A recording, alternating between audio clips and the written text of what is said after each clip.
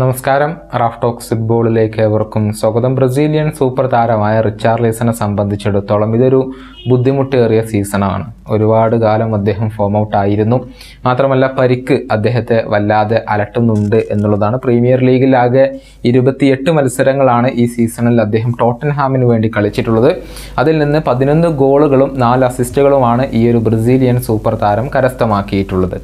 അടുത്ത Copa അമേരിക്കയ്ക്കുള്ള squad Brazil പരിശീലകൻ പ്രഖ്യാപിച്ചപ്പോൾ അതിൽ ഇടം നേടാൻ റിച്ചാർലിസന് കഴിഞ്ഞിരുന്നില്ല. പരിക്ക് കാരണമാണ് അദ്ദേഹത്തെ ഉൾപ്പെടുത്താത്തത് എന്നായിരുന്നു ബ്രസീൽ പരിശീലകൻ കാരണമായിക്കൊണ്ട് പറഞ്ഞിരുന്നത്.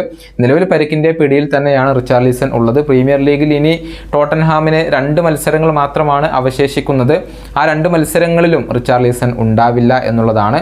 മാത്രമല്ല വരുന്ന സമ്മറിൽ അദ്ദേഹത്തെ ഒഴിവാക്കാനുള്ള ഒരു പ്ലാൻ ഇപ്പോൾ ടോട്ടൻഹാം എന്ന ക്ലബിനുണ്ട്.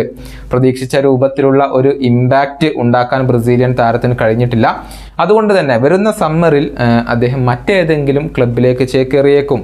റിച്ചാർലിസണിൻ്റെ ബ്രസീലിയൻ സഹതാരവും സുഹൃത്തുമായ നെയ്മർ ജൂനിയറുമായി താരം ഒരുമിക്കാനുള്ള ഒരു സാധ്യത അവിടെയുണ്ട്.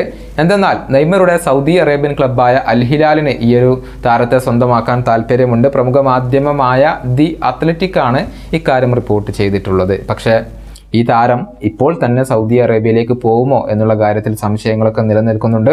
മാത്രമല്ല മിട്രോവിച്ച്, മാൽക്കം തുടങ്ങിയ മികച്ച സ്ട്രൈക്കർമാർ ഇപ്പോൾ തന്നെ അൽ ഹിലാലിൽ ഉണ്ട്. അതുകൊണ്ട് തന്നെ റിച്ചാർലിസന് അവിടെയും ലഭിക്കുന്ന അവസരങ്ങൾ പരിമിതമായിരിക്കും. യൂറോപ്പിൽ തന്നെ തുടരാനുള്ള ശ്രമങ്ങളായിരിക്കും ഒരുപക്ഷെ റിച്ചാർലിസൺ നടത്തുക. പക്ഷേ മറ്റേത് ക്ലബിൽ നിന്നും അദ്ദേഹത്തിന് ഇപ്പോൾ ഓഫറുകൾ ഒന്നും ലഭിച്ചിട്ടില്ല. ഈ വീഡിയോയുടെ അവസാനിപ്പിക്കുന്നു. വീണ്ടും കാണാം.